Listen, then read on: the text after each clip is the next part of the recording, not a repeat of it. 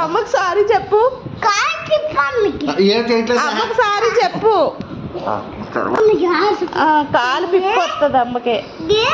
నేనేం చేయలేదా? నేనేం చేయలే. పిప్పి రావడానికి నీ కిందే ఉందని. అమ్మ కాలే